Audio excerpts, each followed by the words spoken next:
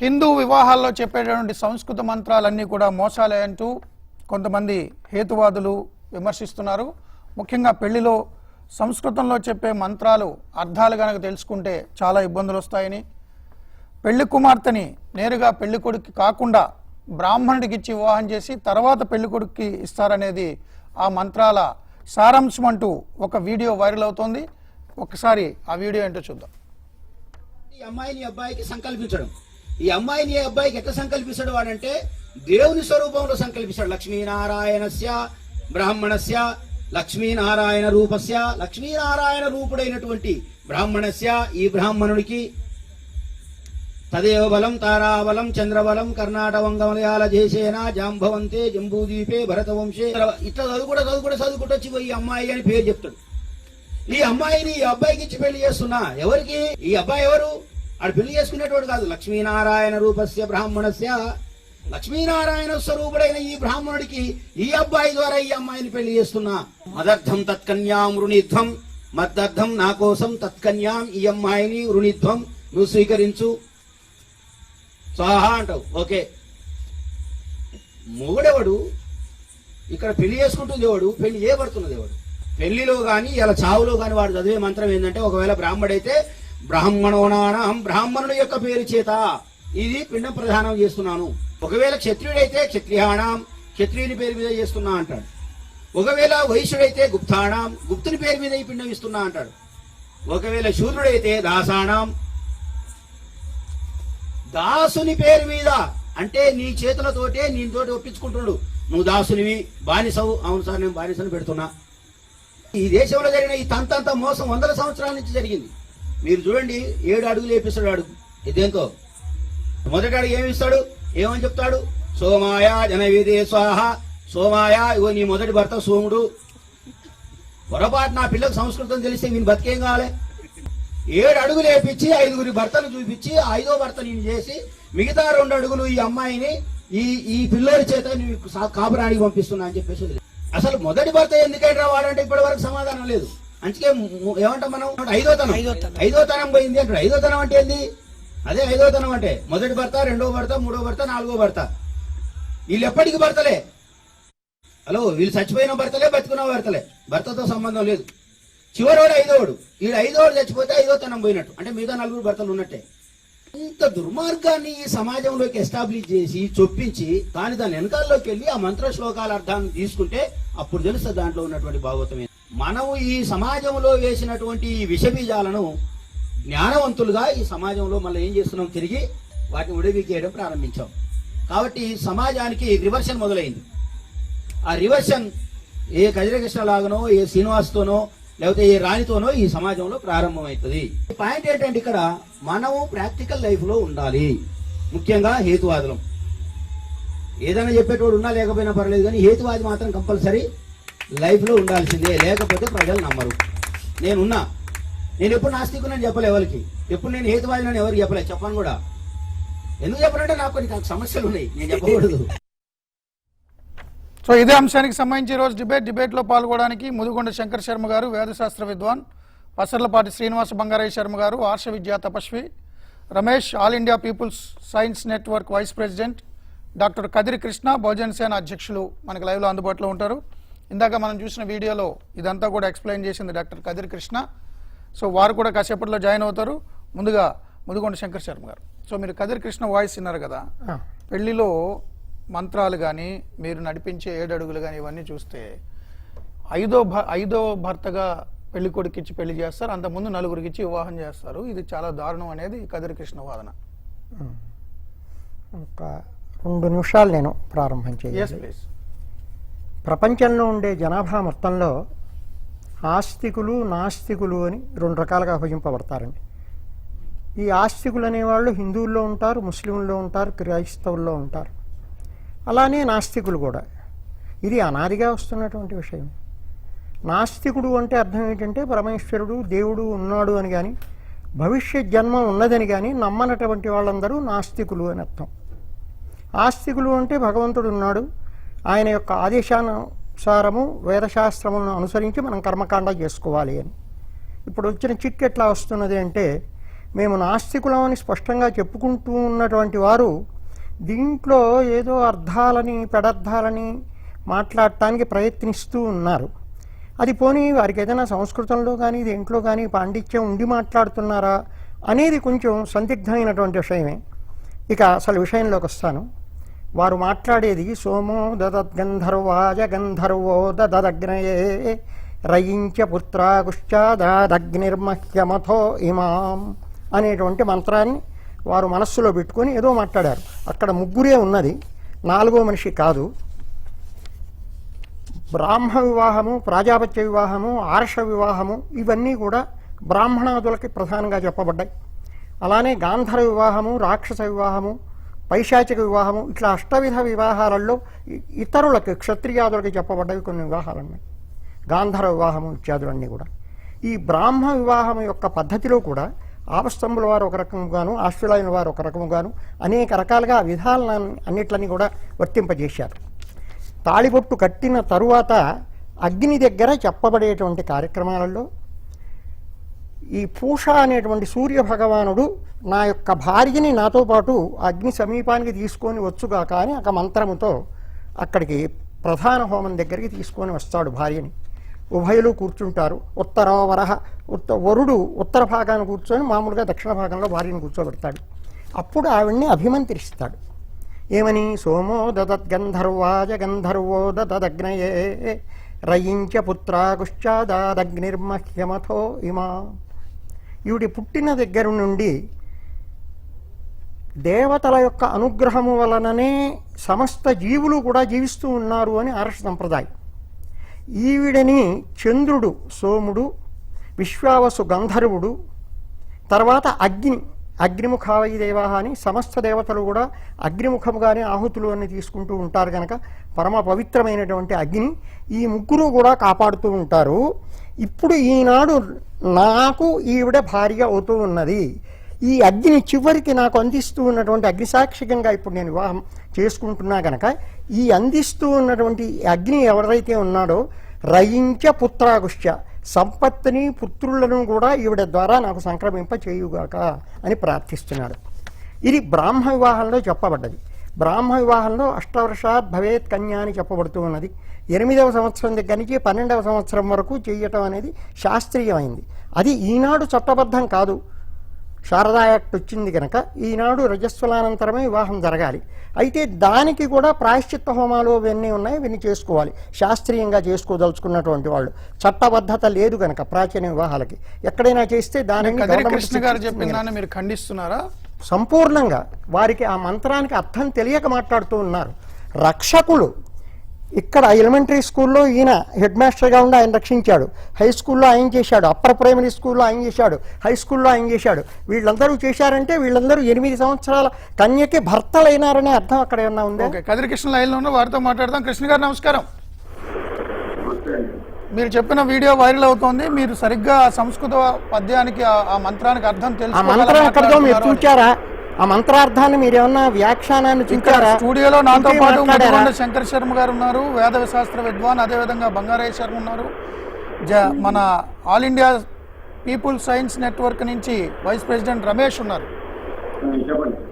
మీరేమంటారు? పెద్ద ఆయన చెప్తున్నారు మీరు ఆ సంస్కృత మంత్రానికి అర్థం తెలియక అలా మాట్లాడారు అని. ఎవరికి వచ్చిన అర్థం వారు చెప్పుకోవడానికి వినేవండి. నేను ఐఎమ్ ద పిహెచ్డి స్కాలర్. నేను ఒక పిహెచ్డి డిగ్రీ చేసిన వాడిని. అంటే నేను స్కాలర్ అని నాకు యూనివర్సిటీ పట్టా ఇచ్చింది. నా కొత్తగా ఎవరు కాల్సినటువంటి అవసరం లేదు. నాకు డౌట్ వచ్చింది, నేను చెప్పిన మీకు డౌట్, మీరు దానికి క్లారిటీ ఇస్తే ఇవ్వండి, లేకపోతే అదే నిజమని ఒప్పుకోండి. కాదంటే మీరు ఇప్పుడు ప్రజలు నిర్ణయిస్తారు. నేనేం చెప్తున్నా మీరేం చెప్తున్నారు అనేటటువంటి ప్రజలు నిర్ణయిస్తారు. ఆ పదానికి అర్థం ఏంటో ప్రజలు డిక్షనరీ బుక్లో చూసుకుంటారు. ప్రజల్ని చైతన్యం చేయాల్సినటువంటి బాధ్యత మనందరి మీద ఉంది. కాబట్టి నేను చెప్పింది తప్ప ఒప్ప అనేది ప్రజలు నిర్ణయిస్తారు. నేనేం చెప్తున్నా, నేను నాకు అర్థమైందే చెప్పినా నేనేమి నేను రాసినా చెప్పలేదు, లేకపోతే ఇది నా సొంతమని చెప్పలేదు. నాకు ఇది అర్థమైంది, నాకు తెలుస్తుంది. నాకు నేను తెలుసుకున్న సంస్కృతంలో, నేను నేర్చుకున్న సంస్కృతంలో, నా యూనివర్సిటీ సంస్కృతం నాకు ఇది లేదు అని చెప్పినా కానీ వాళ్ళు నేను తప్పుపట్టట్లేదు. వారిచ్చే అర్థాలు వారు ఇవ్వచ్చు, వారికి ఆ పూర్తి స్వేచ్ఛ హక్కు ఉన్నది. కాబట్టి నేనేమంటాను, ఎప్పుడు చెప్పినటువంటి ఏదైతే ఈ ప్రాణి గ్రహణం గురించి ఇప్పుడు మనం మాట్లాడుతున్నామో, అసలు వివాహం అనేది మొదట సంకల్పం. ఒక్కొక్క పెళ్లి ఒక్కొక్క రకంగా ఉంటుంది. నేను అన్ని పెళ్లిళ్ళు ఒక రకంగా గమకట్టను. అయితే నాకు కొన్ని అభ్యంతరాలు మాత్రమే ఉన్నాయి. వీళ్ళ పెళ్లి లేకపోతే ఇంకో రకంగా నేనేమి వాళ్ళు చేసుకుంటే నేను అభ్యంతరం పెట్టట్లేదు. వాళ్ళు చేసుకోవడం వాళ్ళు చేసుకోవచ్చు, నేను అభ్యంతరంగా చేసుకోవచ్చు. కానీ నాకు కొన్ని అభ్యంతరాలు ఉన్నాయని మాత్రమే నేను తెలియజేస్తా ఉన్నాను. ఈ పదాలను ఇట్లాంటి వాటిని ఎందుకు ఉపయోగించారని మాత్రమే నేను అడిగాను. అంతేగాని మీరు చేస్తున్న వాళ్ళని మీరు ఎందుకు చేసుకుంటున్నారు, మీరు చేసుకోవద్దని చెప్పేసి నేను చెప్పలేదు. నాకు అభ్యంతరాలు ఉన్నాయి. ప్రజలను మీరు అర్థం చేసుకోండి, ప్రజలు మీరు దీంట్లో ఉన్నటువంటి అర్థాలను మీరు కూడా చూసుకోండి. కావాలంటే డిక్షనరీ ముందర పెట్టుకోండి అని నేను చెప్తున్నాను తప్ప నేనేది చెప్పిందే శాసనం, నేను నాకు ఇది ఏం చెప్పింది నాకు ఎంత అర్థమైంది, ఇదే నేనాన్ని మూఢార్థమని లేకపోతే ఇదే సంస్కృతానికి ప్రామాణికమని నేను చెప్పట్లేదు. ఒకటి ఇప్పుడు చెప్పినటువంటి విధంగానే సోమ ప్రథమో యువదే గంధర్వో దివసముత్తర తృతీయో అదృష్టపతి అని అనుకున్నాడు. ఇక్కడ సోమ ప్రథమో వివధే గంధర్వో అన్నాడు. ఈ మాటకు అర్థం ఏంటి? నాకు సంస్కృతం రాదు, నిజంగా ఒప్పుకుంటున్నాను.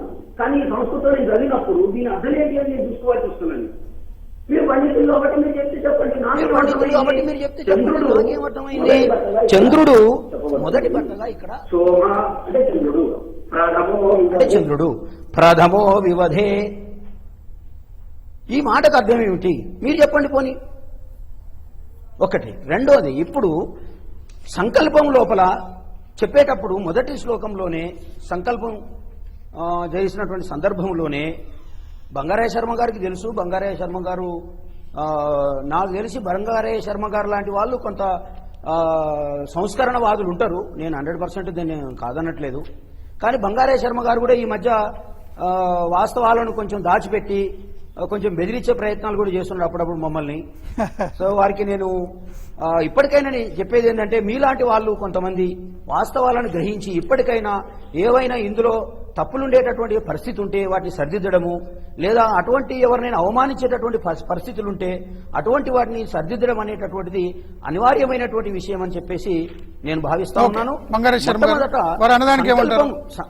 మొదట చంద్రుడు, గంధర్వుడు, అగ్ని వారందరూ భర్తలుగా చూసి తర్వాత ఇతనికి భారీగా మీరు చేస్తున్నారని ఆయన ఉద్దేశం. అసలు ఒక పెద్ద ఆరోపణ ఇవాళ నా మీద చేశారు.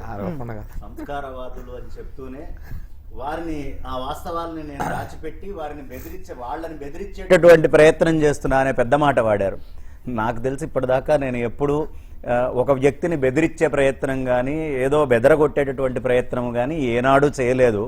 విషయం ఏది ఉందో అది కూలంకషంగా కుండబద్దలు కొట్టినట్టు చెప్పడమే నాకు అలవాటు. ఇప్పుడు వారు నాస్తికులు అని వీడియోలో మొట్టమొదటే ఒప్పుకున్నారు. చక్కగా స్పష్టంగా నేను నాస్తికుడిని చెప్పారు. మళ్ళీ వీడియో ప్లే చేసుకుంటే మీకు అవగాహన వస్తుంది. అడగండి, అడగండి. వారు నాస్తికులు కాదు అని చెప్తే నేను అంగీకరిస్తాను. నేను నాస్తికుడిని అని చెప్తే ఇప్పుడు లైన్ లోనే ఉన్నారు కదా. ఓకే, ఆస్తికుల కోసం మీరు చెప్పండి. ఆయన చెప్పినట్టుగా ఐదో తనము అంటే ఐదో భర్తన. నాది ఒక్క నిమిషం. నాస్తికులు అనేటటువంటి మాట వారు చెప్పడం జరిగింది. కాబట్టి వారికి దేవతా శక్తులు, దేవతల శక్తులు ఏ స్వరూపంలో ఉంటాయి దీని మీద పెద్ద అవగాహన ఉండేటటువంటి అవకాశం కూడా తక్కువ ఉంటుంది. ఇక్కడ సోమ ప్రథమో వివిధే గంధర్వో వివిధ ఉత్తర తృతీయో అగ్నిష్టేపతి స్తురీయస్తే మనుష్యజ. ఈ పైన చెప్పినటువంటి ఈ సోముడు, ఈ గంధర్వుడు, ఈ అగ్నిహోత్రులు వీళ్ళు దేవతాంశలు.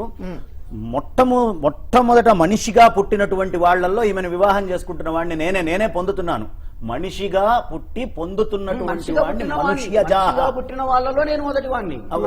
ఒక్క నిమిషం అండి, నేను చెప్పేది. పుట్టిన వాళ్ళలో నేను మొదటి వాడిని. మనిషిగా ఉన్నటువంటి వాడిలో నేను మొదటి వాడిని అంటే ఇంతకు ముందు ఏదో వేరే వాళ్ళకి పెళ్లి చేస్తున్నా లక్ష్మీనారాయణ దేవతా అంశాలుగా ఉన్న వాళ్ళు కూడా. కదిరికృష్ణ గారు నాకు ఒక్క 2 నిమిషాలు టైం ఇస్తే, కదిరికృష్ణ గారు నాకు ఒక 2 నిమిషాలు టైం ఇస్తే గంట మాట్లాడినా నేను ఆనందంగా వింటా. అయితే ఇక్కడ లక్ష్మీనారాయణ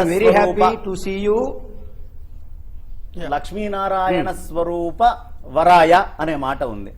ఆ మధ్యలో బ్రాహ్మణాయ అని పెట్టి బ్రాహ్మణ్ణి ఉద్దేశించి బ్రాహ్మడికి ఇస్తుంటే వాడు పక్కన కూర్చున్నటువంటి రెండో వాడు వెర్రిపప్పలాగా చూస్తూ కూర్చొని వివాహం చేసుకుంటాడు అని. ఆ బ్రాహ్మడు కూడా అంతకుముందు అక్కడ బ్రాహ్మడు అనే పదమే లేదు అసలు. ఎక్కడ మీరు వేదమంత్రంలో పుస్తకం తీసి లక్ష్మీనారాయణ స్వరూప బ్రాహ్మణాయ వరాయ అనే మంత్రం ఎవరితోటి చెప్పించరు. ఆ మంత్రం లక్ష్మీనారాయణ స్వరూపాయ వరాయ బ్రాహ్మణస్య అనేది కదిరి కృష్ణ యాడ్ చేశారంట, కలిపారు వారు. ప్రక్షిప్తం అది. చిన్న బ్రేక్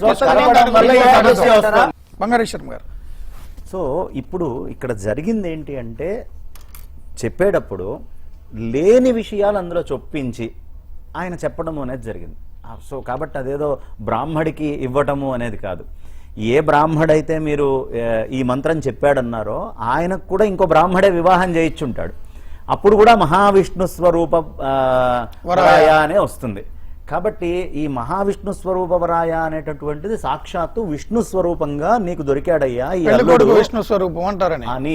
ఇప్పుడు దానకర్ణుడు అన్నాడు అనుకోండి, అబ్బా మీ ఆయన దానకర్ణుడు అని ఎవరైనా అన్నారు అనుకోండి, మనం దాన్ని కదిరి కృష్ణ ప్రక్షిప్తం అంటారు. అది చేశారు బ్రాహ్మణ అనేది లేదంటారు. వారు ఎక్కడైనా కృష్ణ గారు విన్నారా మీరు? బంగారీ శర్మ గారు పాయింట్ టు పాయింట్ మాట్లాడుకుందాం మనం. యా కృష్ణాజీ. రైట్. ఇప్పుడు సరే, అక్కడంటే నేను బ్రాహ్మణ అనే పదాన్ని కదిరి కృష్ణ అనే నేను దాన్ని ప్రక్షిప్తం చేశాను. చాలా మంది బ్రాహ్మణులు దాన్ని చదువుతున్నారు ఇప్పుడు కదా.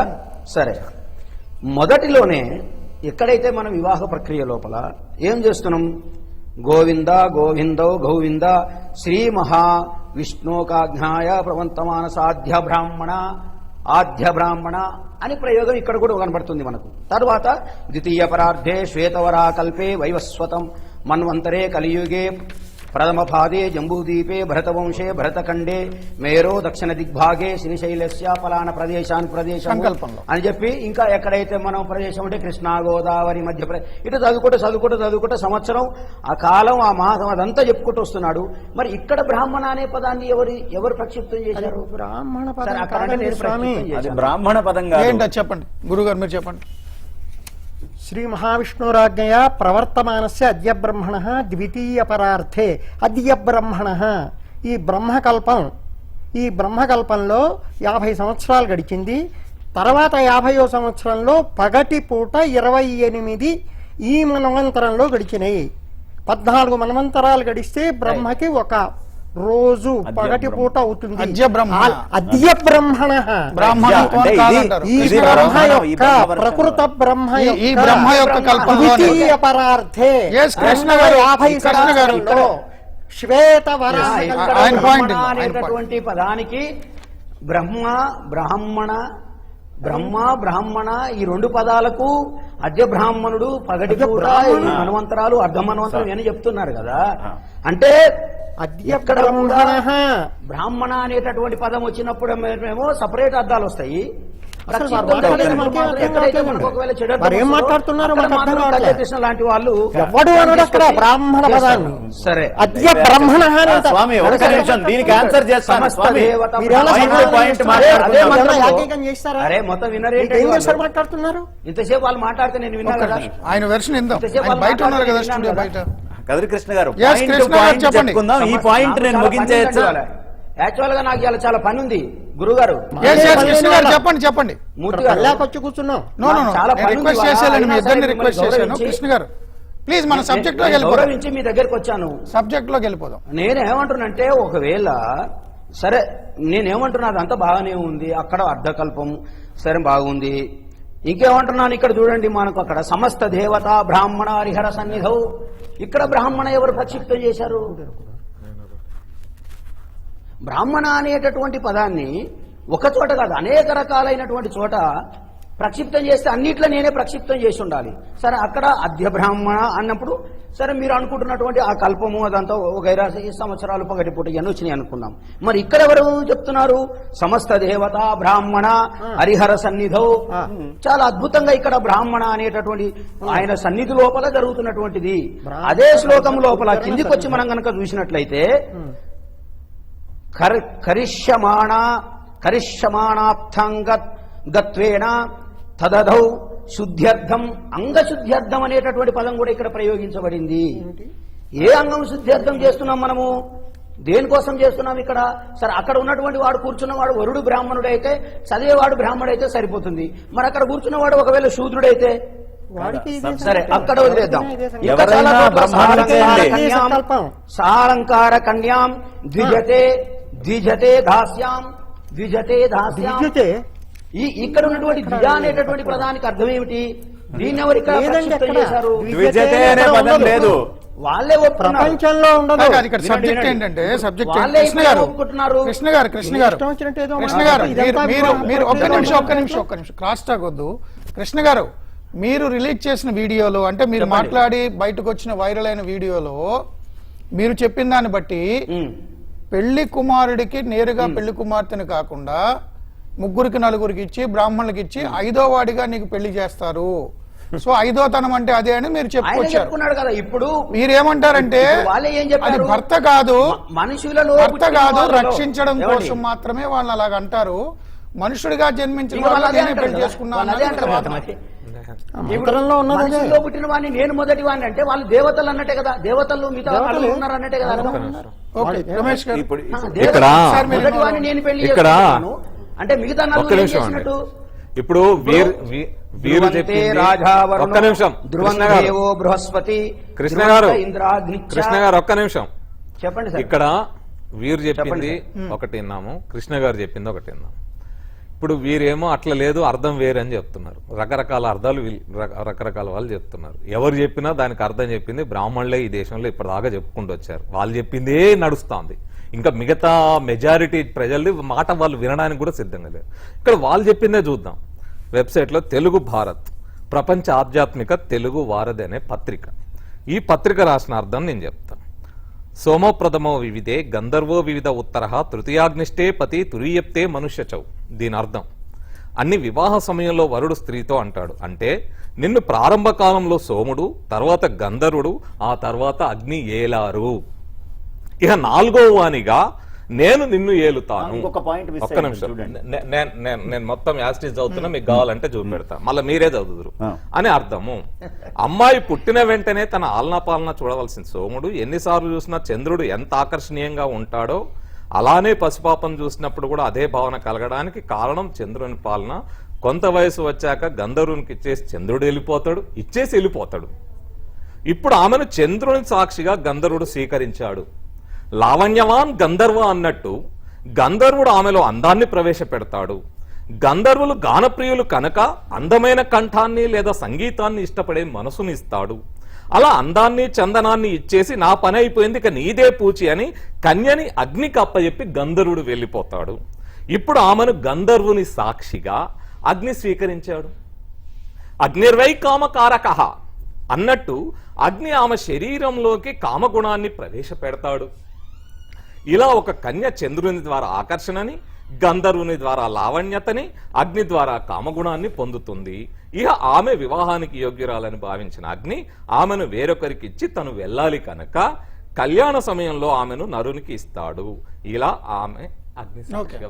అంటే దీని అర్థం ఏంటండి? ఇంతమంది ఏలిన తర్వాత, ఇంతమంది రకరకాల గుణాలు ప్రవేశపెట్టిన తర్వాత, అంటే ఇలాంటి అర్థాలన్నీ వాస్తవంగా సంస్కృత పదాలకి వీళ్ళే రకరకాల అర్థాలు రాసుకొని రకరకాల పద్ధతుల్లో ఉండి ప్రజల్ని మభ్యపెట్టే ప్రయత్నం. ఇక్కడ మనం గనుక తెలుగులో ఆయన చెప్పుకొచ్చారు. నేను చెప్పింది కాదు, ఇది నాది కాదు, ఇది ఈ బ్రాహ్మణులు రాసినదే, నాది కాదు. మీరు కులాన్ని గురించి మరో మాట్లాడద్దు. నేను కాదండి, మాట్లాడండి. ఇక్కడ రాసింది అదే. మీరు కులాన్ని గురించి మరొక మారు మాట్లాడవద్దు. అక్కడ వచ్చింది అదే. నేను మాట్లాడను. ఎందుకు వచ్చింది, ఎవరు రాశారు చెప్పండి. మీరు మీరు మాట్లాడండి, మీరు మాట్లాడండి, మాట్లాడండి, మాట్లాడకపోతే చెప్పండి, మాట్లాడండి, మీరు మాట్లాడండి. నేను నిర్వాహకులు నేను బ్రాహ్మణీయ భావజాలం మీద ఈ రోజు పూలే అంబేద్కర్ నుంచి మొదలుపెట్టి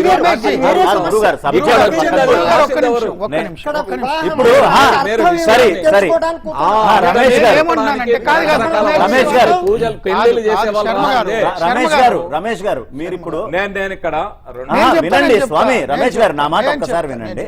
కాదు, రమేష్ గారు అన్న వాదన ఏంటంటే ముందు నుంచి వేదాలు శాస్త్రాలు చదివిన బ్రాహ్మలే కాబట్టి మీరు చెప్తూ ఎవరు వచ్చిందే అర్థాలు చెప్తున్నారు? మేము విన్నాము అన్నారు. అక్కడ కులాన్ని కించపరచడం ఎవరు కాదు. అనగాలు చెప్పినా ఎవరు చెప్పినా వీటన్నిటి రాసింది ఎవరు మన చెప్పినా సబ్జెక్ట్ లోకి వెళ్దాం. మన సబ్జెక్ట్ నేను లోకి subject వెళ్దాం. లోకి సబ్జెక్ట్ లోకి వెళ్తా. వెళ్దాం. ఒక్క రమేష్ ఆయన గారు. తెలుగులో రమేష్ గారు. కాంట్రవర్సీ ఓకే మంగారెడ్డి శర్మ గారు రమేష్ మీరు గారు, చెప్పండి. ఇప్పుడు మీ అబ్జెక్షన్ ఏంటి? దాంట్లో ఏం దోషం ఉందని మీరు చెప్తున్నారు? ఆ కాదండి, మంత్రంలో? ఇప్పుడు కదిరే కృష్ణ చెప్పినా నేను చెప్పినా ఆ. ఇప్పుడు నలుగురు భర్తల తర్వాత ముగ్గురు భర్తల తర్వాత నాలుగో భర్త కింద ఈయన వచ్చాడు. వాళ్ళు ఓకే, నాలుగు ముగ్గురు అయిన ఓకే, తర్వాత బంగారు ఈయన శర్మ వచ్చాడు. గారు. నేను చెప్తాను, వినండి వినండి ఇవన్నీ అయ్యా. కూడా, ఇవన్నీ ముగ్గురు- ఓకే, let him speak, మూడు let him speak. రకాలైనటువంటి Let him speak. భక్తులు ఆవిడని రమేష్ జీ, let him ఏలినాయి. speak. వినండి రమేష్ గారు, Yes. ఒక్క నిమిషం. మొట్టమొదటిది ఏమిటి? సోముడు అంటే చంద్రుడు. ఈ చంద్రుడు, ఈ కళలు, ఈ ఇత్యాదులన్నీ కూడా అక్కడ తీసుకొని వచ్చి ఓకే. అవి కొన్ని లక్షణాలనే వాళ్ళు రాశారు. ఆ దేవతా శక్తుల కిందే రాశాడు. ఇప్పుడు అందులో ఏం తప్పు రాయలేదు ఆయన. అవును. ఓ మనిషి వచ్చి ఏలేస్తున్నాడు, పిల్లల్ని కంటున్నాడు అని రాయలేదు అందులో. ఓకే. కొన్ని కళలు అందులో నుంచి వస్తున్నాయనే రాశాడు. ఆయన అబ్జెక్షన్ ఏమిటి? రెండోది లావణ్యము అనేటటువంటి గుణము, కొన్ని కళలకు సంబంధించినటువంటి గుణము కళలు కాకుండా గంధర్వం నుంచి వచ్చినాయి అని ఆయన చెప్తున్నారు. ఓకే. దాంట్లో మీకున్న అబ్జెక్షన్ ఏమిటి? మూడోది అగ్ని కామశక్తిని ప్రవేశపెడుతున్నాడు అని రాశాడు. అంతే తప్ప వీళ్ళు వివాహం చేసుకొని ఏమవుతాడు పిల్లలు. అసలు దేవతల్ని మేము నమ్ముతాం, మీరు దేవతల్ని నమ్మట్లా. ఒకటి మమ్మల్ని మేము ఏ క్షణమైనా నా మాట కానివ్వండి. నా మాట కానివ్వండి. శర్మ గారు చెప్పింది అంతకుముందు శర్మ గారు చెప్పింది నేను అనేది అదే. కాదు కాదు అంతకుముందు ఇవన్నీ కూడా నేనేమో కాదు కాదు మన సారాంశం చెప్తా. పెద్దలు వారిద్దరూ చెప్పిన సారాంశం ఏంటంటే గతంలో వివాహము రజస్వల కావడానికి ముందే పెళ్లి చేసేసేవారు. అప్పుడు అంటే ఇప్పుడు శారదా చట్టం వచ్చిందా అది బాల్య వివాహం నేరం కాబట్టి కానీ ఏదో ప్రాయశ్చిత్తం చేసుకుంటారు. బ్రాహ్మణ వివాహంలో 8 నుంచి 12 సంవత్సరాల లోపే వివాహం చేస్తారు కాబట్టి అప్పటికి 8 ఏళ్ల పిల్లని భర్తలుగా ఎవరు కొలవరు కదా. ఆ అంశని ఆ లక్షణాలని ఇచ్చారు కాబట్టి వాళ్ళు ఏలేరు అంటే దాని అర్థం భర్త కాదు అనేది వాళ్ళిద్దరు చెప్తున్న వాదన. వాళ్ళు అదే నేను అనేది అర్థం అంటే ఇప్పటిదాకా వచ్చిన ఇవన్నీ గనక. ఎస్ కృష్ణాజీ చెప్పండి. ఇప్పుడు ఏలారు అంటే ఏమన్నట్టండి? భర్త ఏలారు అంటే తండ్రి ఏలాడు 10 ఏళ్ల పాటు ఆయన ఏలి సాగాడు నేను అంటే ఏమిటి? ఇప్పుడు తండ్రి అనేవాడిని మీరు అంటగట్టేస్తారా? ఏలారు అంటే ఏంటి? మరి 4వ వార్డు కానీ ఎందుకు వచ్చింది? అయిపోయిందా? ఇది చెప్తున్నా. ఈ 4వ వార్డు అనేది నాలుగో వాడని పదం ఇది- లేదండి. సార్, అరే, మనుష్యుడైనటువంటి వీడికి ఈ దేవతా ఇప్పుడు శక్తులతో కరెక్ట్ రకరకాలు చెప్పారు. అందిస్తున్నాడు తండ్రి. ఇప్పుడు కరెక్ట్ చెప్పారు. మనుష్యుడైన 4వ భర్త వచ్చాడు. అంత ముందు ముగ్గురు భర్తలు. ఇక్కడ మీరు అర్థాలు మార్చడానికి లేదండి.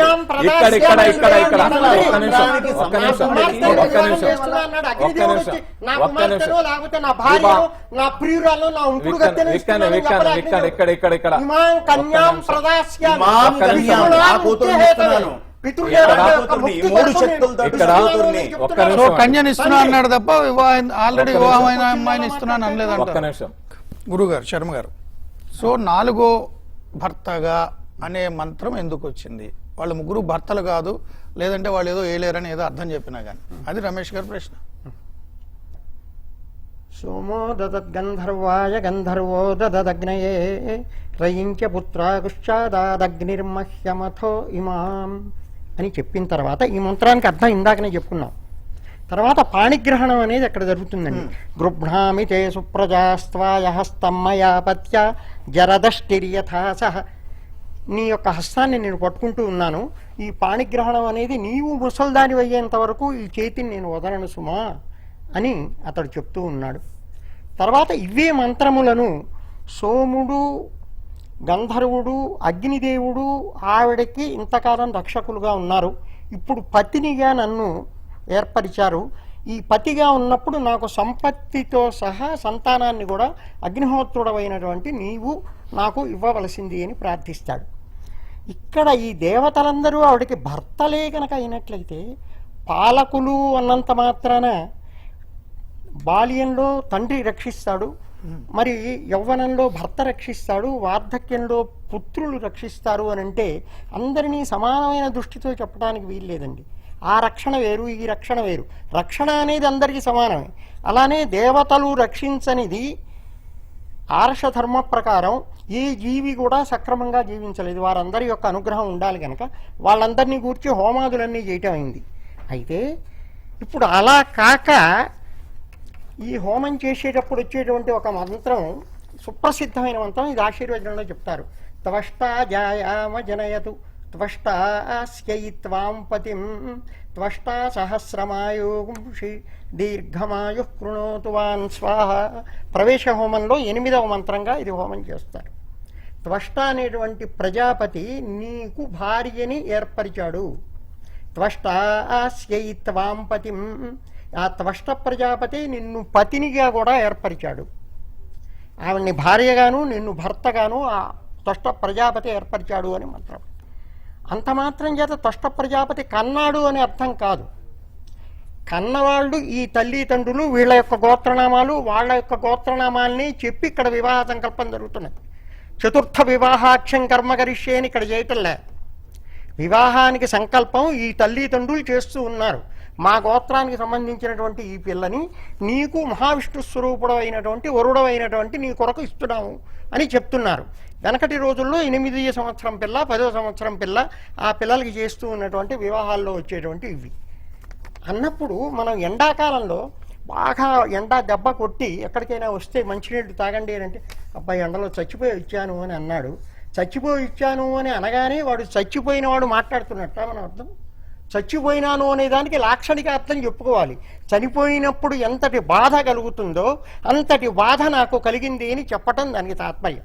అట్లానే త్వష్టాజాయామజనయితో అన్నప్పుడు ఆ త్వష్ట ప్రజాపతి యొక్క అనుగ్రహం, సూర్య భగవానుని యొక్క అనుగ్రహం, ఇంద్రాది దేవతల యొక్క అనుగ్రహం, వీళ్ళందరి యొక్క అనుగ్రహం కావాలి అని చెప్పి అక్కడ ప్రధాన హోమాల్లోనూ ప్రవేశ హోమాల్లోనూ ఆయా దేవతలకి సంబంధించి ఆహుతులన్నీ ఉంటే ఇంతటి వక్రభాష్యం చేసి వీళ్ళందరూ పిల్లకి అంతగా ముందే గర్భాధానం జరిగి నలుగురు కూడా వివాహాలు పెద్ద ఆయన చెప్పిన సంస్కృత యొక్క అర్థానికి సంబంధించి కదిరి కృష్ణ గారి అభ్యంతరాలు ఏంటి తెలుసుకుందాం.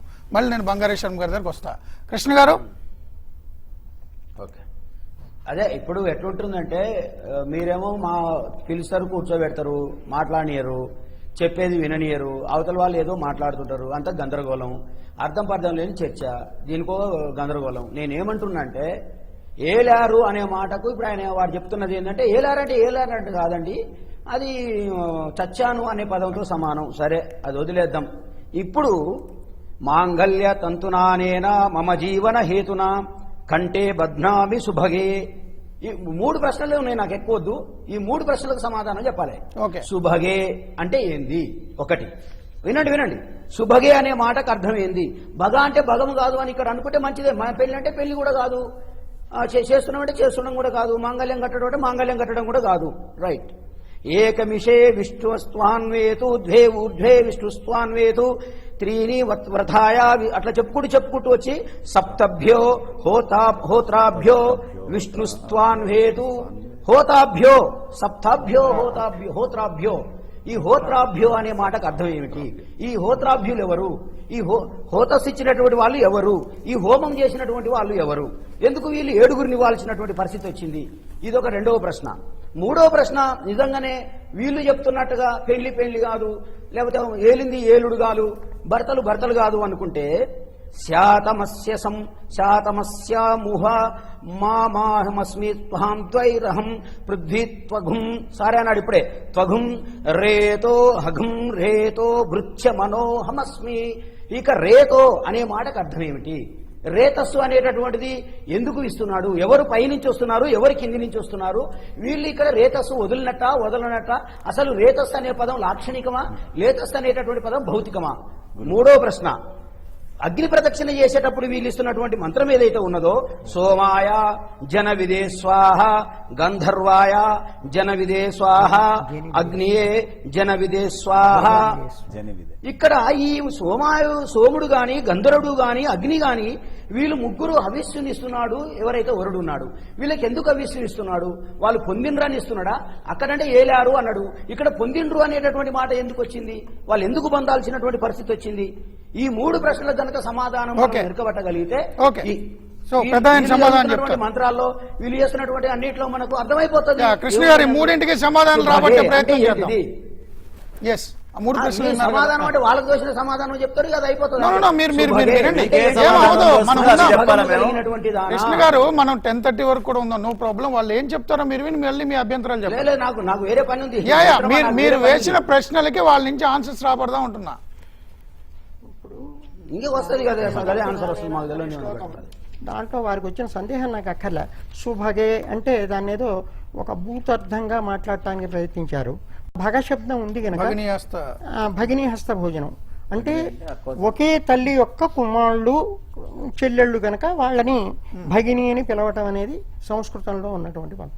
అట్లానే అనేన తంతున ఈ పచ్చటి తాడుతో అనే మాంగళ్యం, ఈ మాంగళ్యమును నీ కంఠమునందు బంధిస్తున్నాను. హే సుభగే, ఒక మంచి రకమైనటువంటి స్త్రీ జాతి కలిగినటువంటి దానా, మరి ఏం చెప్పాలి? ఆవిడకి ఒక అవయవం ఉన్నది అని చెప్పమంటారా? చెప్పినా తప్పేం లేదు స్త్రీ కనుక. మీరు ఏం చెప్పదలుచుకున్నారు? హే సుభగే, దాంట్లో తప్పేంటి?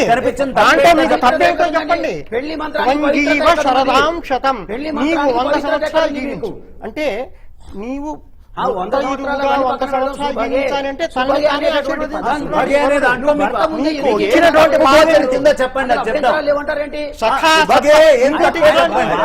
కూర్చోబెట్టి సుభగే అని చెప్పేసి సంబోధిస్తూ సుభగే అనే పదానికి అభ్యంతరం లేదంటారేంటి? కూడా చెప్తున్నారు. సుభగే అంటే ఏంటి తప్పు? దాంట్లో ఏమనింది అక్కడ? ఆవిడ అలాగేదో తప్పు ఉండదు.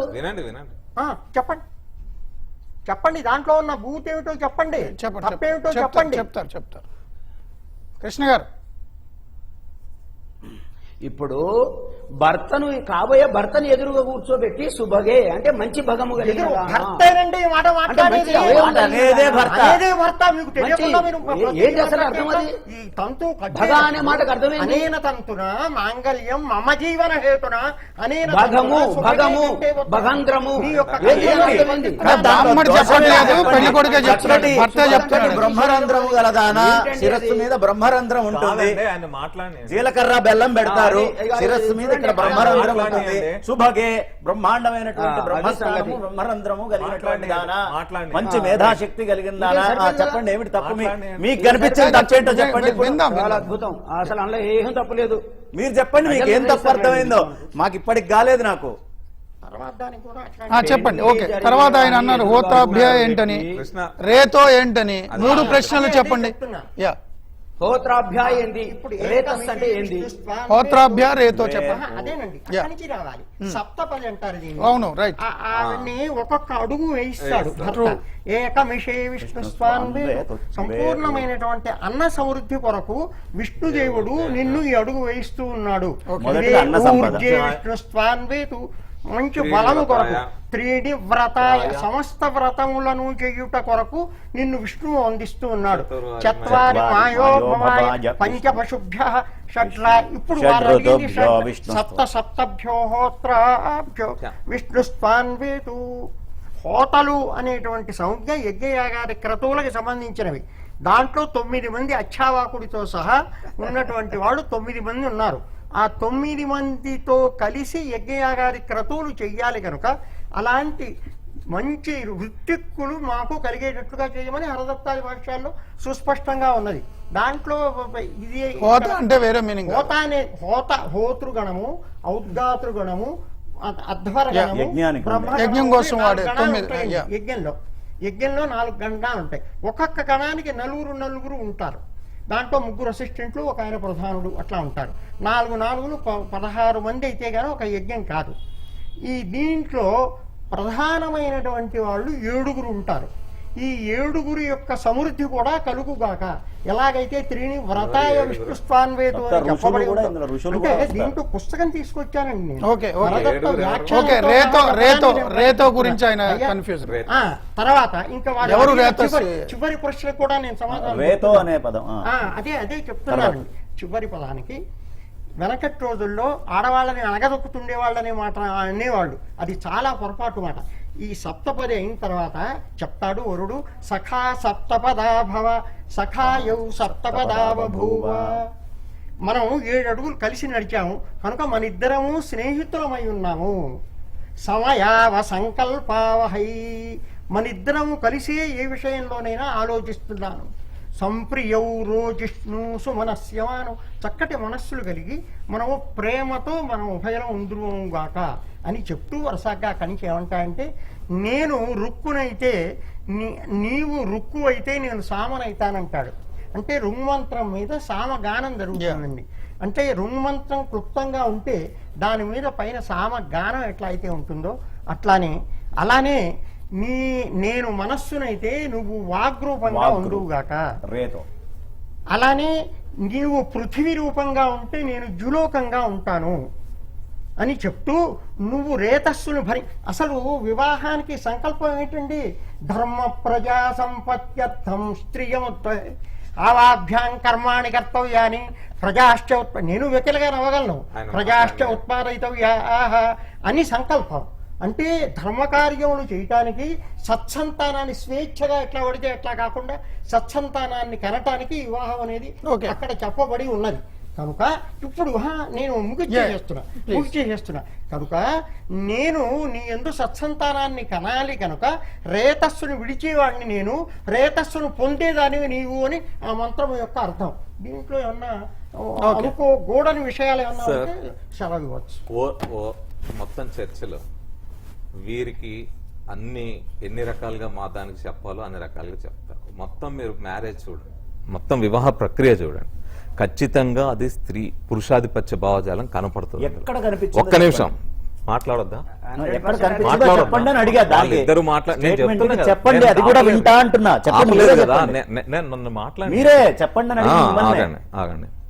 ఇక్కడ మొట్టమొదటిది గృహ సూత్రాల్లో లేదా ఇంతకుముందు వారు చెప్పిందే మనం గమనిస్తే పెళ్లి అనేది కన్యాదానం, ఒక వస్తువును దానం ఇచ్చినట్టు దానం ఇవ్వడం.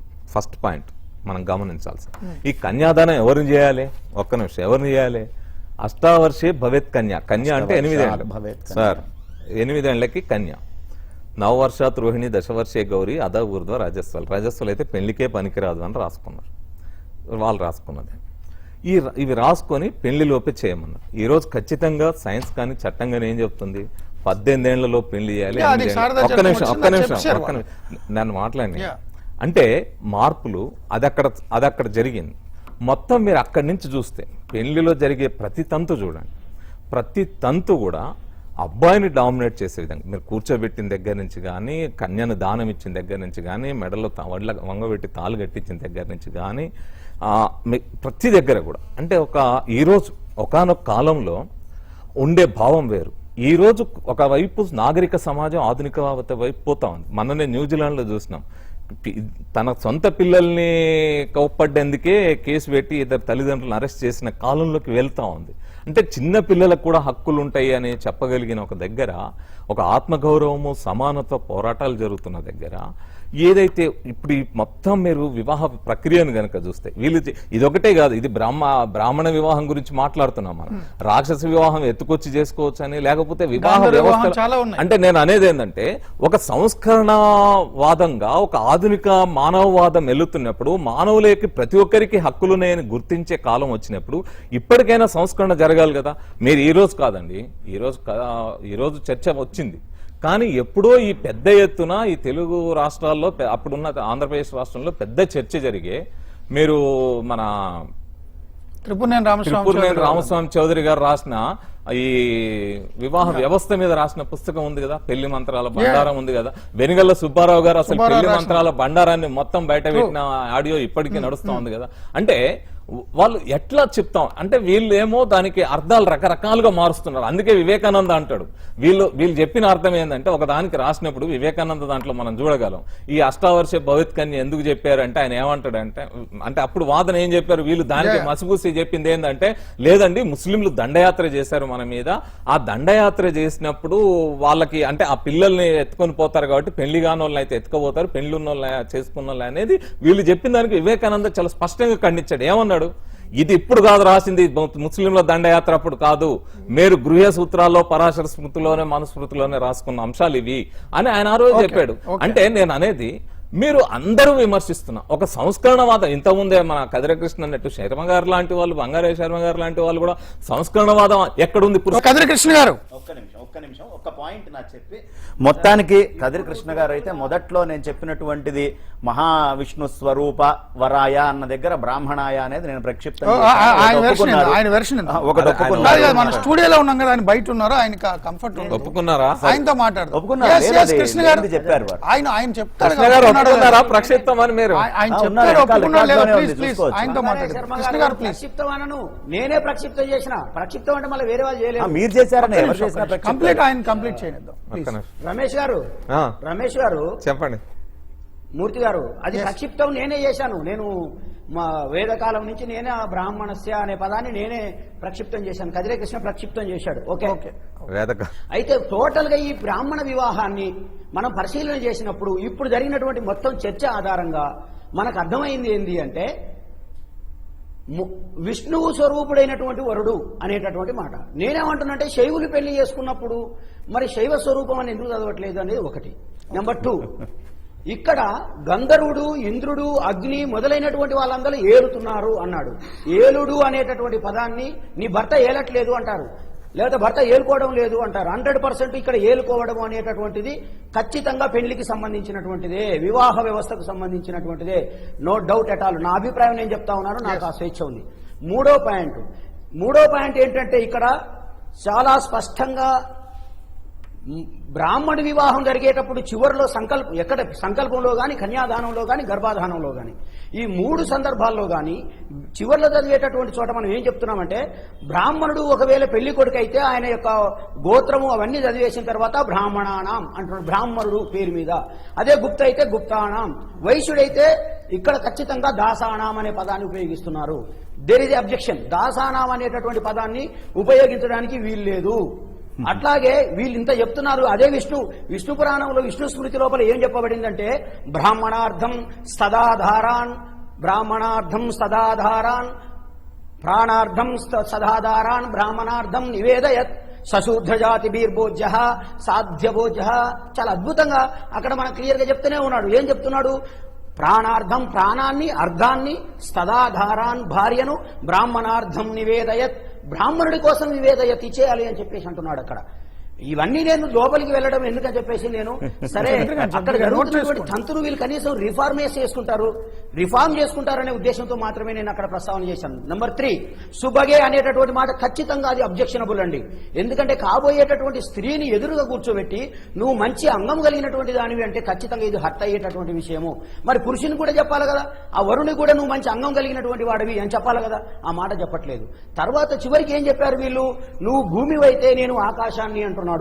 నువ్వు స్త్రీయే భూమి ఎందుకు కావాలి, పురుషుడు ఆకాశం ఎందుకు కావాలి? తర్వాత రేతస్సు వదిలేవాడను నేనైతే రేతస్సు స్వీకరించేదానివి నువ్వు కాబట్టి నువ్వు కింద ఉన్నావు, నేను పైన ఉన్నాను కాబట్టి నేను ఆకాశాన్ని, నువ్వు భూమివి.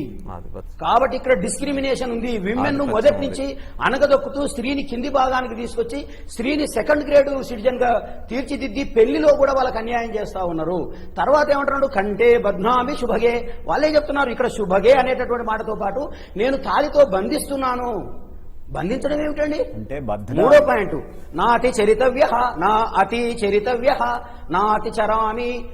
అతిక్రమించడానికి వీల్లేదు అని చెప్పేసి శాసనం చేస్తా ఉన్నావు నువ్వు.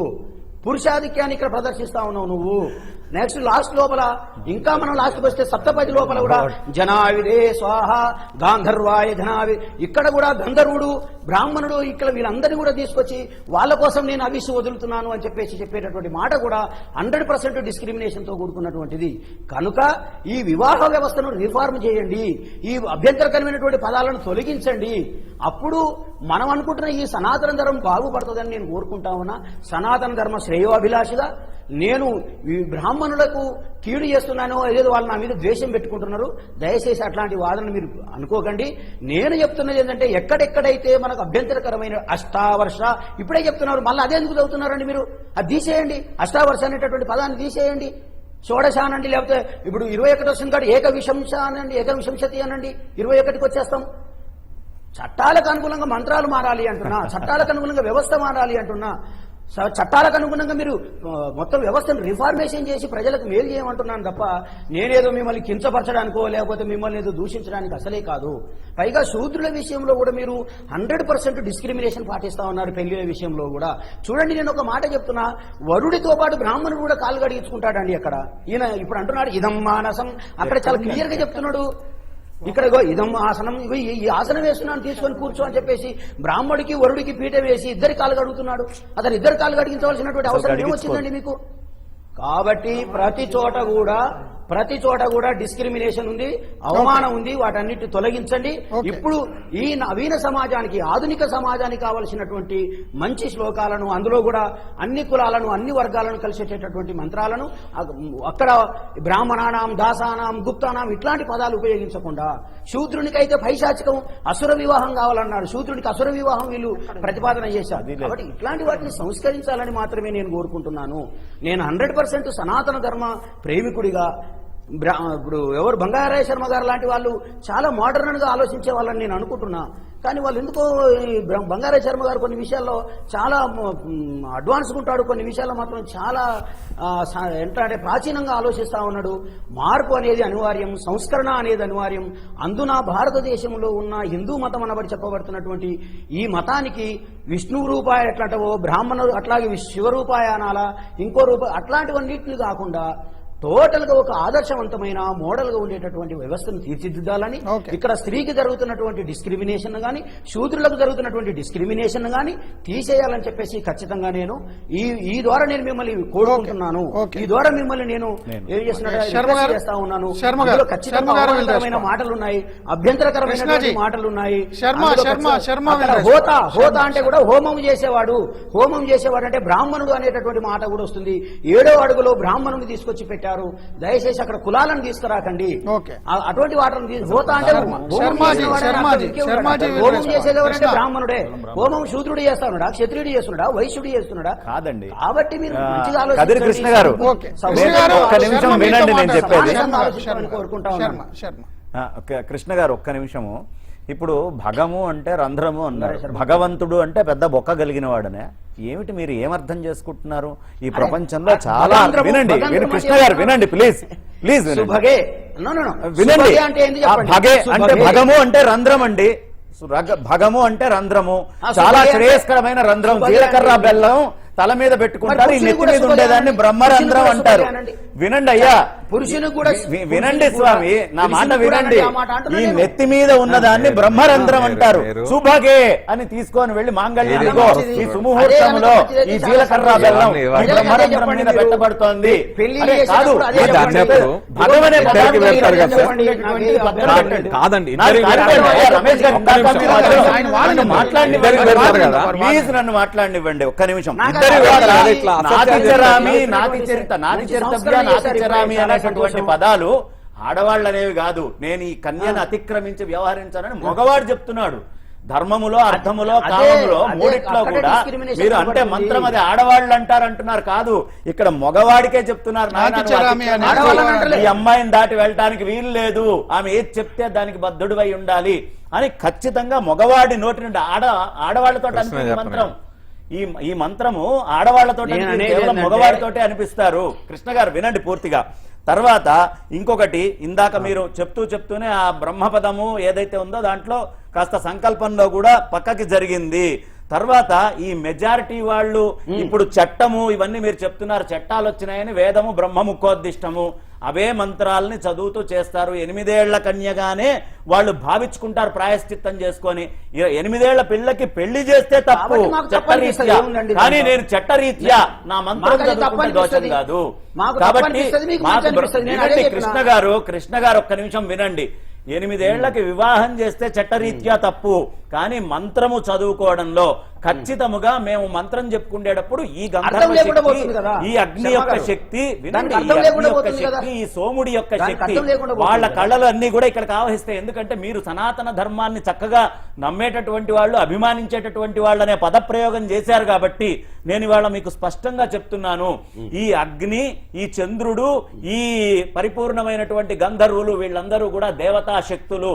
ఈ దేవతా శక్తులు ఆవహిస్తున్నాయి ఇక్కడ. మీకు వినండి కృష్ణ గారు, వినండి ఇప్పుడు నేను ఒక పుస్తకం రాసి కృతికర్త అని నేను మీకు రాసా, కృతికర్త అని తీసుకొచ్చి మీ చేతికి ఇచ్చా, మిమ్మల్ని కృతి భర్త అనే పదం వాడతా. అంటే మీరు నన్ను ఏదో పెళ్లి చేసుకున్నారని మొగుడని కాదు, అన్నిటినీ ఒకటే అర్థంతో ఎప్పుడు అది కూడా తప్పే. తీసుకోకండి. అట్లా వాడడం కూడా తప్పే. కృతి భర్త అంటే విశ్వవిద్యాలయాల్లో ఇక తెలుగు భాష యూనివర్సిటీ సంస్కృతం వైస్ భాషని ఛాన్సలర్ కులపతి మీకు అంటున్నారు. అర్థమయ్యే పదాలే అర్థం చేసుకోవాలి కాదు, తప్ప కాదు, కృష్ణ ప్రపంచంలో కృష్ణ వాడకూడదు. కృష్ణ కృష్ణ కృష్ణ గారు అడిగింది ఇక వద్దులేండి, భర్త అనే కాదు, కాదు, పదాన్ని కృష్ణ అర్థం గారు అడిగింది. చేసినాక కృష్ణ భర్త వద్దన్న కాదండి. భర్త భరించువాడు భర్త. అయ్యా శర్మ గారు, కృష్ణ గారు అడిగింది మెయిన్ ఎవరు పాయింట్. భరిస్తున్నారు? పదే భర్తనా, పదే భార్యనా అంటున్నారు కూడా, భరించేది? శుభగే అని పెళ్లి చేసుకునే అమ్మాయిని అక్కడ పెట్టుకుని పంతులు మాట్లాడడం కరెక్ట్ అనేది ఆయన కాదండి, వాదన. శుభగే అనే పదానికి కాదండి. అర్థమే నేను చెప్తున్నాను. కాదండి. భర్త అంటాడు అంటారు మీరు, భర్త అంటున్నాడు. బ్రాహ్మణుడు అండు, సౌందర్యం భర్త కాదండి. చెప్పాడు అంటారు. కాదండి, ఇక్కడ ఎవరు అంటున్నారని కాదు మూర్తి భర్త గారు. ఎందుకు అనాలి మరి? వారు అసలు అసలు శుభగే మూర్తి గారు అనే మూర్తి పదానికి గారు అర్థం మూర్తి గారు ఏంటి? శుభగే అనే మూర్తి గారు పదానికి వారు ఏమిటి అక్కడ శుభగే అనే చెప్పండి. పదము ఏ విధంగా తప్పో అది ఏ విధంగా చెప్పమని ఒక్క నిమిషం అనండి. వాళ్ళు అంతగానం అంత అద్భుతమైన అందము అర్థం గురించి ఒక్క నిమిషం అండి, చెప్పలేదండి. ఒక్క నిమిషం అండి. అంత అద్భుతమైన పదము ఇక్కడ ఏదో బ్రహ్మరంధ్రం గురించి మాట్లాడే వాళ్ళైతే తలం అది జీలకర్ర బెల్లం ఇద్దరికి పెడతారు కదా, అబ్బాయికి ఎందుకు చెప్పరండి శుభగే అని? ఎందుకు అతను కాదండి. కొడతారండి? అబ్బాయికి ఎన్ని రోజులు అతను తాళి కొడతారండి? కట్టారండి. ఎన్ని రోజులు అతను అబ్బాయికి కొడతారండి? తాళి కట్టారు. ఎక్కడైనా అబ్బాయికి తాళి కట్టారు. కాదండి, నేను అనేది అదే, నేను అనేది అదే. మీరు అబ్బాయికి తాళి చేస్తున్నంత కడతారా, అమ్మాయికి తాళి మీరు కడతారా? చేస్తున్నంత బంధించేదాన్ని కరెక్టే. ఎందుకు అన్నాడు ఆయన? అది బంధించడం విషయం ఏంటంటే ఏంటండి? తాళి కట్టే బంధ అదే కాకపోతే మీకు ఎందుకు దాని కడతాం? మీద మీరు సార్, మానేయండి. ఇప్పుడు ఇది భగవంతుడిని మొత్తం నమ్మని వాళ్ళకి అది తాళి మీద బంధం. ఇష్టం లేదు. మీరు మానేయండి. ఇక్కడ మీరు ఒక్క జీలకర్ర విషయం. అయ్యా, బంధం ఒక్క ఇద్దరికీ విషయం. అని చెప్పింది వేదంలో. నేను మానేసిన తాళి నా కట్టడం పెళ్ళే అట్లా తోటి జరగలేదులేండి నీకు మీరు. బంధం ఇది. నా బంధం పెళ్ళే అనేది కాదు, బంధం మామూలు అనేది దూరం బంధం చేస్తాను. అనేది ఇద్దరికీ సార్, అన్నాడు. శూద్రుల కోసం అనుబంధం అన్నాడు. ఇద్దరికి ఎట్లా కడతారండి? ఆమె కట్టినాక కాదు. ఇద్దరికంటే ఎట్లా? ఇక్కడ ఒక్క విషయం. మూర్తి గారు, అంటే నాకు ఒక్క కట్టించుకుని నిమిషం. నీకు అనేది ఆయన నాకు కృష్ణ కృష్ణ గారు బంగారాయ శర్మ గారు ఒక కృష్ణ మాట గారు, చెప్పాల్సిన రమేష్ ఒక్క అవసరం. నిమిషం, అర్థం కృష్ణ చెప్పాలి కృష్ణ అసలు. రమేష్ అన్న. కృష్ణ గారు రమేష్ అన్న అడగ- రమేష్ అన్న. ఉమ్. రమేష్ అన్న, నేను ఏమంటున్నా అంటే కృష్ణ గారు, మీరు అక్కడ ఉన్నారనే నేను మొత్తం ఈ రోజు ఆగి మీతో వినిపిస్తారు. ఎందుకంటే మీరు అంత సీట్ల బిజీలో ఉండి కూడా ఇక్కడ నిలబడ్డారు కాబట్టి. మాట్లాడన్నా. అవునన్నా అన్న, నేను ఎందుకంటే ప్రజలకు నిజం తెలవడం కోసం Yes. నేను ఏమంటున్నా అంటే వీళ్ళు ఇటువంటి మసిపూసి మారేడు గాయలు అమ్మి చేస్తారు. ద్వితీయార్థాలను తీసుకొచ్చి పెడతారు. నేను పండితుని 100% పెడతారు అని అనొద్దు. యూనివర్సిటీ సర్టిఫికేట్ వినండి, ఇచ్చి నేను వినండి. చెప్తున్నా. సరే, నెంబర్ 2. చెప్పండి. రెండోది ఏంటంటే మీరు శూద్రులకు చేసేటటువంటి పెళ్లిల విషయం లోపల అందరి కూర్చోబెట్టి స్పష్టంగా ఇగో ఇది చేస్తున్నాం అని చెప్పి మంత్రం చదివి దానికి అర్థం చెప్పి మీరు పెళ్లి చేయాలి. ఒకటి, అసలు పిల్లగాడు పిల్లకు మధ్యన ఈ మంత్రాలను నేర్పించి మీరు పెళ్లి చేస్తే మంచిది. మీరు మధ్యన ఉండి మీరు చదివి నాతి చరిత విహాన్ని మీరు ఎందుకు అనిపించాలి, మమాహాని ఎందుకు అనిపించాలి? ఇవన్నీ ఎందుకండి అనవసరంగా? పిల్లగానికి పిల్లకు నేర్పండి, నేర్పి మీరు అక్కడ వాళ్ళే చేసుకొని పెళ్లి చేసుకుంటారు మంచిగా. చాలా అద్భుతంగా ఉంటుంది అది. ఒక చిన్న శూద్రుల విషయం, విషయంలో మీరు ఒక చిన్న ఓకే విషయం, స్వరూపమని, మీరు శైవ చెప్పిన ఈ స్వరూపం మంత్రాలు ఏవైతే ఉన్నాయో పెట్టి, ప్రధాన హోమం మంత్రాలు, ఇది కేవలం బ్రాహ్మణులు మాత్రమే అగ్నిహోత్రం గురించి వాళ్ళు చేస్తారు. అదే బ్రాహ్మణులకు మాత్రమే చదివే శ్లోకాలను శూద్రులకు ఎందుకు చదువుతున్నారు? నేను చెప్పేది కూడా అదే. అపవాదు ఉంది చూసారా? బ్రాహ్మణులకు అసలు అది లేదు. పాపం చదివే ఈ మాటలన్నీ శ్లోకాలను తిట్టుకుంటున్న వాళ్ళు శూద్రులకు బ్రాహ్మణులను చదువుతున్నారు. వాళ్ళు తిట్టుకుంటున్నారు. ఇవన్నీ కూడా అక్కడ పురాణోక్తంగా అసలు జరుగుతుంది. శూద్రులకు ఎందుకు చదువుతున్నారు మీరు? శూద్రులకు ఎందుకు చదువుతున్నారు ఈ శ్లోకాలు? లేదండి, అక్కడ ఉన్నాయి. లేదు, శూద్రులకు ఎందుకు ఇవి చదువుతున్నారు? చదవరు. వినండి. ఇవి ఆ వివాహంలో శూద్రులకు చదవరు. అదే నేను ఎందుకు చెప్తోంది. చదువుతున్నారు? వినండి, గురువుగారు, వినండి. ప్రధాన హోమం ఉందా? చేయిస్తారా? ఏదో, ఎవరినైనా ఇప్పుడు అడగండి, మీరు వెళ్ళి శూద్రులకు ఒకసారి ఏం హోమము మంత్రాలు చేయించరు. కాదు కాదు, లెట్ ఒకసారి హిమ్ వినండి. స్పీక్. మనకు అర్థం కావట్లేదు ఆయన ఒకసారి మాట్లాడింది ఏంటో వినండి. విందాం. శూద్రులకు ఏ మంత్రాలు కృష్ణ గారు మాట్లాడింది ఏదో విందాం ఒకసారి. మనకు వినండి. వినపడలేదు. కృష్ణ గారు మాట్లాడండి. శూద్రులకు ఏ మంత్రం చదువుతారో చెప్పండి. మీరే చెప్పండి, శూద్రులకు ఏ మంత్రం చదువుతారో మీరే చెప్పండి. కమలాకరం అని ఒక పుస్తకం ఉన్నదండి అయ్యా. కమలాకరం. మీకు కావాలంటే మీ ఇంటికి తీసుకొచ్చి నేను ఇస్తా. కాదండి, 100 సంవత్సరాల క్రితం చదవండి. వచ్చయింది. బ్రాహ్మణ దానిలో సంఘం పౌరాణిక గురుగారు, మంత్రాలతో శూద్రులకు హోమాదులు కూడా ఉన్నాయి. గురుగారు, అక్కడ ఈ గురుగారు. మంత్రాలు వాడరండి. అది కూడా తెలుసు, అది కూడా తెలుసు నాకు. అయ్యా, అది కూడా నాకు మీకు అన్నీ తెలుసు. తెలుసు మంత్రాలు కదా, వాడరు. మీరేం మరి తెలిసి మాట్లాడరు? మీరు ఎందుకు అడుగుతున్నారు? ఆయన ఏమైనా ఆయన మాట్లాడారు? ఎందుకు అడిగారో విందాం.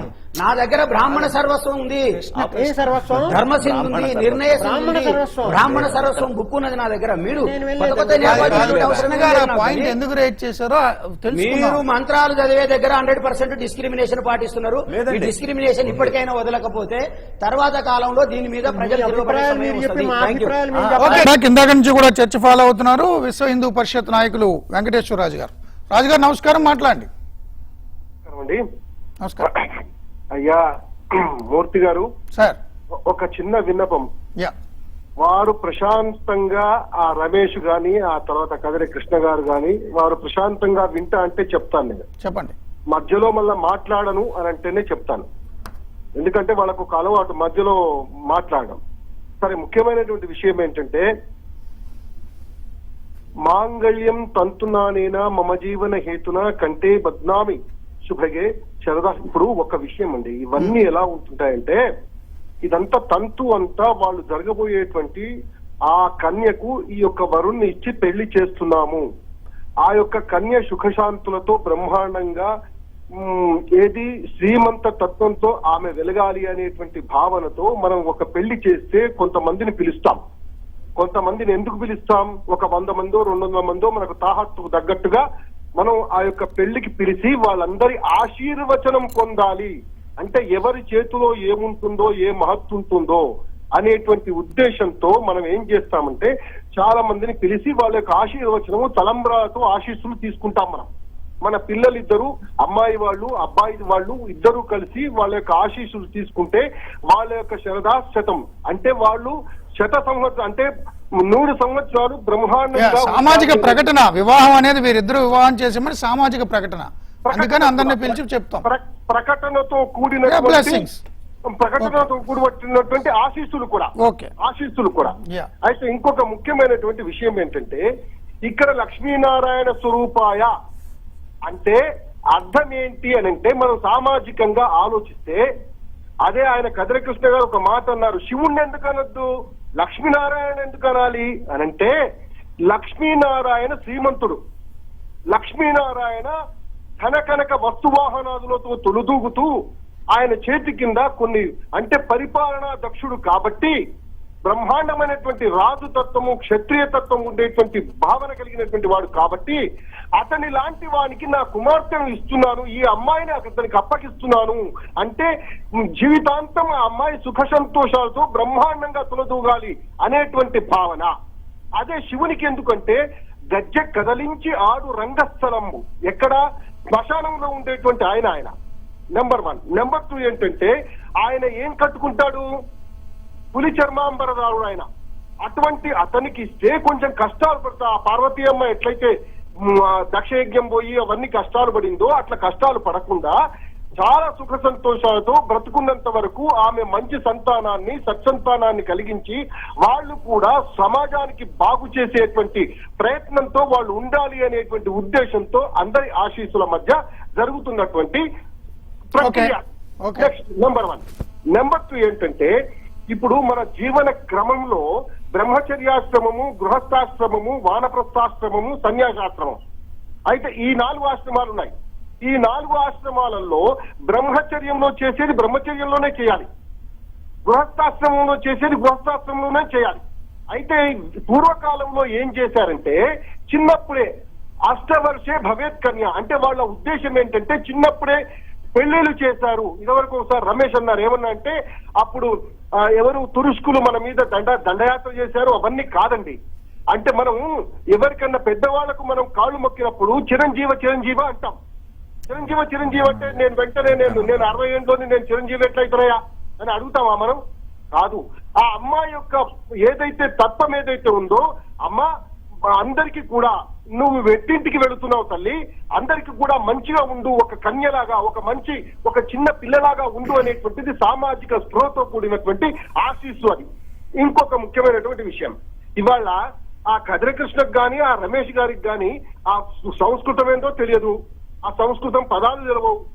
ఆ యొక్క ఏది ఇవాళ ఓకే వారి అర్థాలు వాళ్ళు చెప్తున్నారు కదా. ఒక్క నిమిషం రాజు గారు, రమేష్ ఒక్క నిమిషం రాజు గారు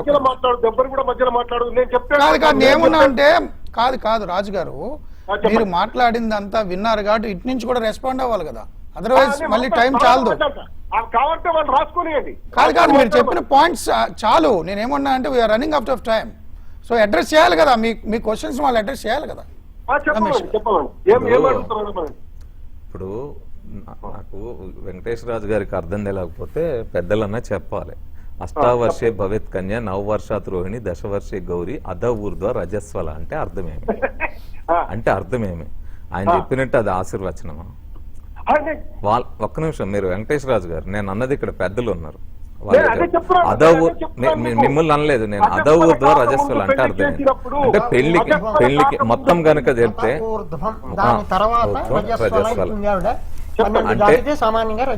అంటే పెళ్లికి నిర్ణయించిన వివాహ వయసు.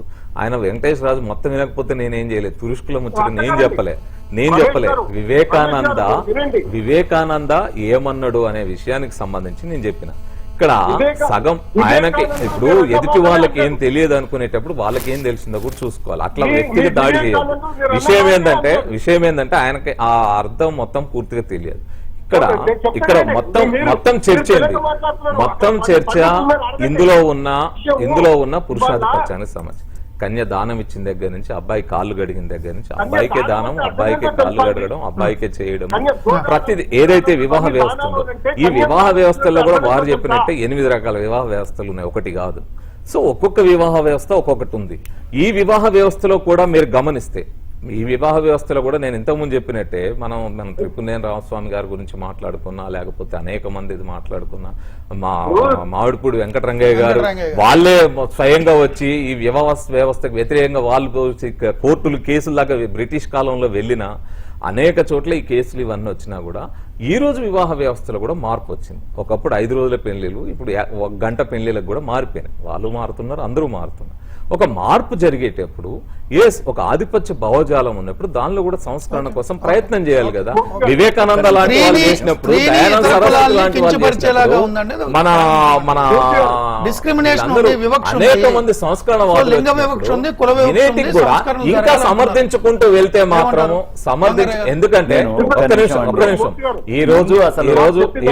ఒక్క నిమిషం ఒక్క నిమిషం ఒక మతం అని కాదు, ప్రతి మతంలో కూడా సంస్కరణల కోసం ప్రయత్నం. ఒక్క నిమిషం, సౌదీ అరేబియాలో ఆడవాళ్ళకి డ్రైవింగ్ లేకపోతే ఒక రోజు మొత్తం ఆడవాళ్ళు బయటకు వచ్చారు. తర్వాత బురకా మీద తీసి తగలబెట్టారు బురకాల్ని. మలాలా వేరు, ఒక్క నిమిషం, మలాలా నేను అనేది ఏంటంటే ప్రతి దాంట్లో ఏదో ఒక పద్ధతిలో సంస్కరణలు వస్తున్నాయి. సంస్కరణవాదాన్ని లేదండి, లేదు అనడమే అడ్డగొట్టడము. దయచేసి లేదు అనేదే లేదు అనేది ఏదైతే చెప్తున్నారో దాన్ని సంస్కరించుకోవడానికి సిద్ధపడి లేదు కాబట్టి ఈ సమాజం ఇన్ని వేల సంవత్సరాలుగా జరుగుతున్నా కూడా ఆ ధర్మాన్ని ప్రశ్నిస్తారు. మాకు నేర్పింది ప్రశ్నించడమే. మాకు పూలే నేర్పింది, సావిత్రిబాయి పూలే ఇంతకంటే గొప్ప ప్రశ్నలు సనాతన వైదిక ధర్మం నుంచే పుట్టుకొచ్చినాయి, ఇవాళ కొత్తగా వచ్చినవి కాదు. మీరే చెప్పారు ఆ మాట చాలా సందర్భాల్లో. అంబేద్కర్ కూడా ప్రశ్నించడం, అంబేద్కర్ గారు పూలే గారు కాదు, వేల సంవత్సరాల నుంచి వారే చెప్పారు. ఆ ప్రశ్నను చంపిన తర్వాత ఎవరు చంపడం ఎవరి తరం కాదు. ప్రశ్నోపనిషత్తు ఉంది కదా, ప్రశ్నోపనిషత్తు అసలు ప్రశ్నలు మీరు ఎలా చేయాలని ఆయన సనాతన ఉద్దేశం. వైదిక ధర్మం అంతా ప్రశ్నల మీద ఆధారపడ్డదే, సుతర్కముతోటి కూడినటువంటిదే. ప్రశ్నించే వాళ్ళని ఇట్లా వ్యక్తిగతంగా దాడి చేసి వాళ్ళకి ఏం ఎవరు చేశారు? నేను అక్కడ వెంకటేశ్వరరాజు గారు అన్నారు. అట్లా చెప్పి అంటే మీరు ప్రశ్నకి సమాధానం చెప్పడానికి సిద్ధంగా లేకపోతే అన్ని అర్థాలు ఖచ్చితంగా అర్థాలు వేరు. ఇక్కడ ఒక్క నిమిషం, ఇంకొకటి వారు చెప్పింది చట్ట ప్రకారం కాదు, మేము ఇట్లా చదువుకొని చెప్తాము ఇది అని. ఎక్కడైనా సరే చట్టం ఒక మాట చేసిన తర్వాత మీరు మీ ఆచారం ప్రకారం మీరు చదువుకొని అది ఎందుకు చదువుతున్నారని నేను అనలే. కానీ ఏవైతే 8 ఏళ్లకే బాల్య వివాహాలు చేసిన వ్యవస్థ ఉందో అదే ఆ వ్యవస్థను మార్పు ఎలా అయితే గురైందో ప్రతిదీ కూడా అందులో కూడా మార్పులు ఇంకా రావాల్సిన అవసరం ఉంది, వస్తాయి. మార్పులు రావాల్సిన అవసరం చెప్తానండి. మా మంత్రాలని మార్చుకోండి అని చెప్పక్కర్లేదు. ఈ సనాతన ధర్మం ఇలాగే ఉంటుంది. ఇష్టమైన వాళ్లే వివాహం చేసుకుంటారు. ఇందులో 80% నుంచి 90% అందరూ ఆనందంగా ఇలాగే కొన్ని వేల సంవత్సరాలుగా చేసుకుంటున్నారు. ఇవాళ వివాహ వ్యవస్థ ప్రపంచం మొత్తములోనే మన హిందూ వివాహ వ్యవస్థకు ఉన్నటువంటి పగడ్బందీ వ్యవస్థ ఇంకెక్కడా లేదని అనేకంగా కోకొల్లలుగా ప్రపంచం అంగీకరిస్తుంది. వినండి ఒక్క నిమిషము. ఇప్పుడు ఇంకా కదిరి కృష్ణ గారివి అసలు మెయిన్ ఈ కాన్సెప్ట్ ఆయన నుంచి వచ్చింది కాబట్టి ఆయన వరుడితో పాటు బ్రాహ్మడికి కాళ్ళు కడుగుతారు అని చెప్పారు. అది ఎక్కడా లేదు. అసలు స్త్రీని తీసుకొని వెళ్ళి బ్రాహ్మడికి అప్పచెప్పడం అనేటటువంటిది వేదమంత్రాల్లో మీకు ఏ మూల ఎటు నుంచి ఎటు వెతికినా కూడా బ్రాహ్మడికి ఇచ్చేయడం అనేటటువంటిది ఉండదు. ఆ తర్వాత వెంకటేష్ రాజు గారికి మాత్రం ఒక్కటి చెప్పదలుచుకున్నా, అయ్యా మీరు మంత్రాలు వేసుకుని మీరు పెళ్లిళ్ళు చేయండి సార్, అప్పుడు మనం బాగుపడతాము.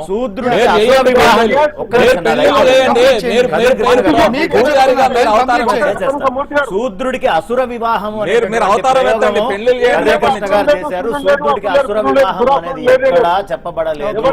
లేని అంశాలను వెంకటేశ్వరరాజు గారు ఒక్క నిమిషం అండి, ఒక్క నిమిషం.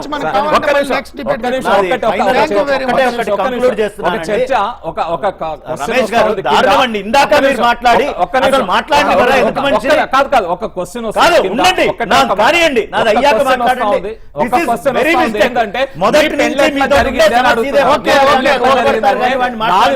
దండల పెళ్లే జరిగింది కాదు, చొరబడుతున్నారు ఎదుటివాడి సమయంలో కూడా. మీరు మాట్లాడేటప్పుడు వింటున్నాం, వినండి. నేను చెప్పేది ఒకటే విషయం. ఆయన ఏదైతే ఈ ఐదోతనం అనే పదానికి అసలు కదిరి కృష్ణ గారు ఇచ్చినటువంటిది ఏదైతే ఉందో, ఇక్కడ ముగ్గురుంటే మొత్తము తీసుకొని వెళ్ళి ఐదో వాడి కింద లెక్క కడుతున్నారు. అదే ఐదోతనం పోయింది అనే అసలు ఆ రెండు సమన్వయం కావట్లేదు. మొట్టమొదటి వారి మంత్రంలో తీసుకుంటే వారు చెప్పినటువంటి బ్రాహ్మణ అనేటటువంటి పదము ప్రక్షిప్తమే. ఆ తర్వాత రెండో విషయం వచ్చేటప్పటికి ఈ మంగళసూత్రం విషయం వచ్చేటప్పటికి కూడా అర్థము అనేటటువంటిది తెలుగు భాషలోనే చాలా విపరీతమైనటువంటి అర్థాలు మారే ఉంటాయి. దాన్ని సక్రమంగా చేసుకోవడంలో ఉంటుంది. అయితే ఇవాళ చెప్పారు అనే పదం వాడక్కర్ల. భాష్యము వేల సంవత్సరాల నుంచి ఉన్న భాష్యాలు ఉన్నాయి. ఆ భాష్యాలలో ఏముంది అనేటటువంటి చూసుకుంటే మనకి సరిపోతుంది. కాబట్టి మరింత భారతదేశంలో లేదు. TV5